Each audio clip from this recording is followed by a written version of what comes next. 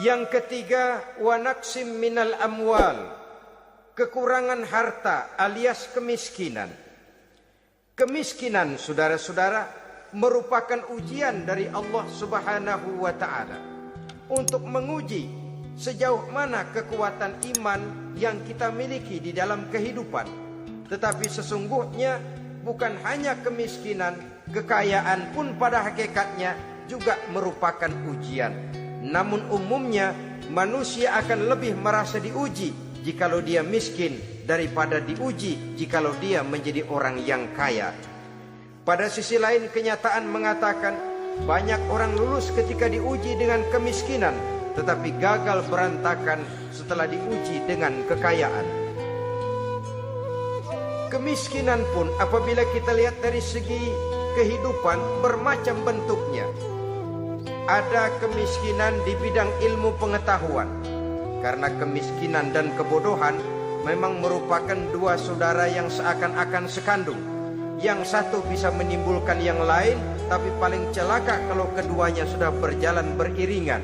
Maksud saya, kemiskinan bisa menimbulkan kebodohan, kebodohan bisa menimbulkan kemiskinan, tapi yang paling celaka sudahlah miskin, bodoh pula. Miskin ilmu. Yang kedua, miskin akhlak. Ini lebih parah lagi daripada miskin ilmu. Kalau miskin ilmu orang sekedar goblok bin bodoh alias tolol, maka miskin akhlak ini menyebabkan orang kurang ajar, tidak punya budi pekerti. Sehingga dengan demikian miskin akhlak sesungguhnya lebih bahaya daripada miskin ilmu. Adapun miskin yang kita kenal pada umumnya dan juga yang dimaksud dalam ayat ini adalah miskin harta. Imam Ali karramallahu wajhah pernah memberikan peringatan, kadal faqru ayyakuna kufran. Boleh jadi kemiskinan mendekatkan orang kepada kekufuran. Dengan kata lain, biasanya kemiskinan bisa membuat orang nekat. Kalau sudah nekat, maka bukan cuma harga diri yang terjual, bukan cuma keluarga yang terjual, bukan cuma nilai-nilai materi yang dimilikinya yang terjual, bahkan iman dan keyakinannya, akidah dan pandangan hidupnya pun tidak akan segan-segan digadaikannya, dijualnya untuk mengatasi kelaparan dan kemiskinan itu tadi. Padahal selalu diingatkan, pandangan dan keyakinan, iman sesungguhnya merupakan intan paling mahal, sesungguhnya merupakan mutiara paling berharga di dalam kehidupan kita. Maka kemiskinan memang merupakan ujian. Banyak orang yang kebal berhadapan dengan segala macam cobaan, tapi pada saat diuji dengan kemiskinan sudah nekat, maka bukan cuma harga diri yang terjual, bukan cuma keluarga yang terjual, bukan cuma nilai-nilai materi yang dimilikinya yang terjual, bahkan iman dan keyakinannya, akidah dan pandangan hidupnya pun tidak akan segan-segan digadaikannya, dijualnya untuk mengatasi kelaparan dan kemiskinan itu tadi. Padahal selalu diingatkan, pandangan dan keyakinan, iman sesungguhnya merupakan intan paling mahal, sesungguhnya merupakan mutiara paling berharga di dalam kehidupan kita.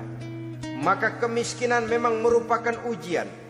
Banyak orang yang kebal berhadapan dengan segala macam cobaan, tapi pada saat diuji dengan kemiskinan, ia tidak tahan diri, ia tidak sanggup menjaga dan mempertahankan akidahnya, maka akidah yang cuma satu-satunya pun ikut terjual juga adanya.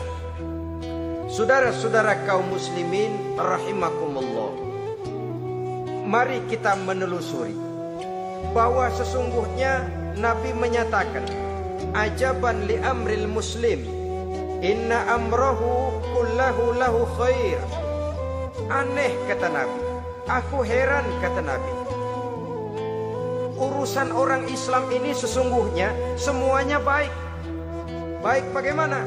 Kalau dia kaya, dia bersyukur dan itu baik. Kalau dia miskin, dia bersabar, itu juga baik. Jadi kaya bagi orang Islam baik, miskin bagi orang Islam juga baik. Kalau dia kaya, dia kan bisa berkata, alhamdulillah saya kaya, mudah-mudahan harta ini bisa menunjang ibadah saya kepada Allah Subhanahu wa Ta'ala. Baik. Kalau dia miskin, dia juga berkata, alhamdulillah saya miskin, mudah-mudahan di akhirat nanti pemeriksaannya tidak lama-lama seperti orang kaya. Ya kalau melarat yang mau diperiksa apaan? Memang nggak punya apa-apa. Yang kaya boleh jadi pemeriksaannya rada seret, banyak sikutannya. Saudara-saudara kaum muslimin, dua persoalan ini baik kalau kita tidak salah terima.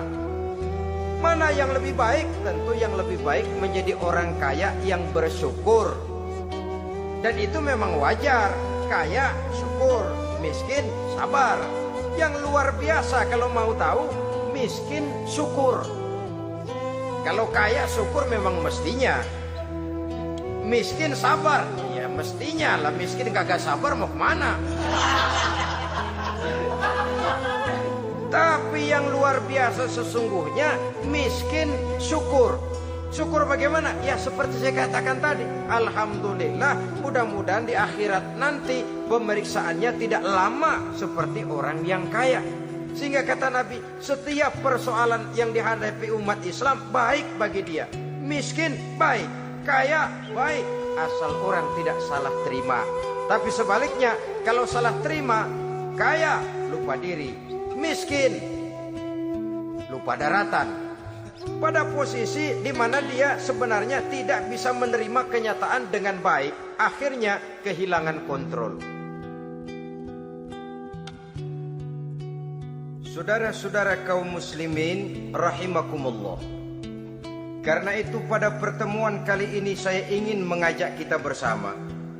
Marilah kita menyadari betapapun kemiskinan yang datang menimpa, seluruhnya merupakan ujian yang datang dari Allah untuk menguji nilai-nilai keimanan kita. Jangan iman itu berubah, jangan akidah itu bergoyah, jangan keyakinan dan pandangan hidup itu tertukar dengan keyakinan dan pandangan hidup lainnya. Bahkan dalam kemiskinan, orang biasanya menemukan diri dan kepribadiannya. Dalam kemiskinan, orang bisa berjalan lebih lurus untuk mendekati Allah Subhanahu wa Ta'ala. Sesungguhnya kemiskinan bukan merupakan sesuatu yang harus kita takuti, apalagi kalau ia memang merupakan ujian. Kemiskinan yang merupakan ujian adalah kemiskinan yang akan berakhir dengan kebaikan. Saudara-saudara kaum muslimin, tapi jangan lupa membicarakan pokok persoalannya. Ini kalau kemiskinan menimpa orang-orang yang beriman, itu yang ujian. Kalau nggak beriman, melarat, bukan ujian, persekot.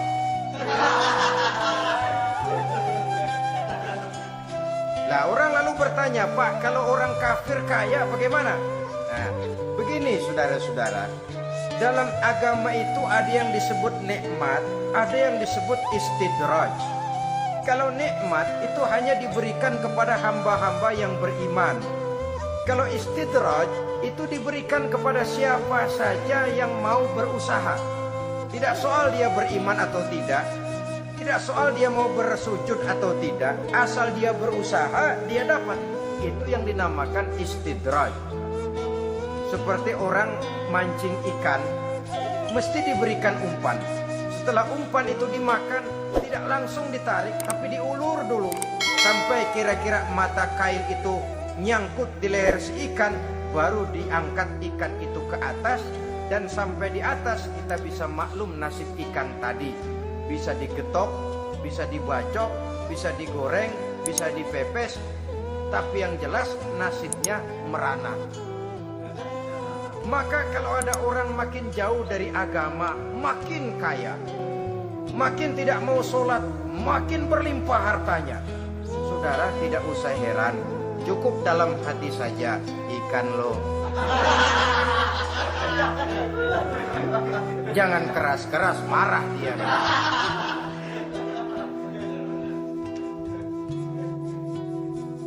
Kemiskinan apabila didasari dengan sikap keimanan merupakan ujian untuk menguji kualitas keimanan seseorang.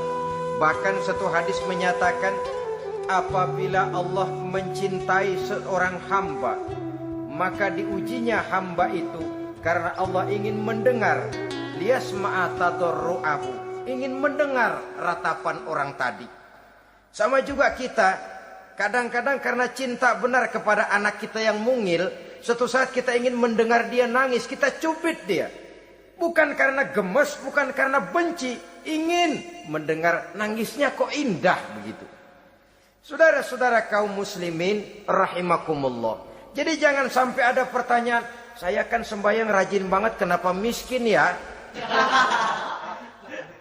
Apabila sekali lagi didasari dengan sikap keimanan, maka kemiskinan merupakan ujian. Dan tentu anak sekolah itu kalau lagi ujian berat, capek, sakit hati, peras keringat, banting tulang, kepanasan, kehujanan, kenikmatan baru akan dia rasakan pada saat terima rapot pengumuman kenaikan kelas. Di situ kenikmatannya terasa. Demikian menghadapi ujian, kita cuma mengeluh. Kenapa ada rasa takut? Kenapa kelaparan? Kenapa kemiskinan? Di balik semua itu, apabila kita sudah merasakan naik kelas, akan terasalah kenikmatannya.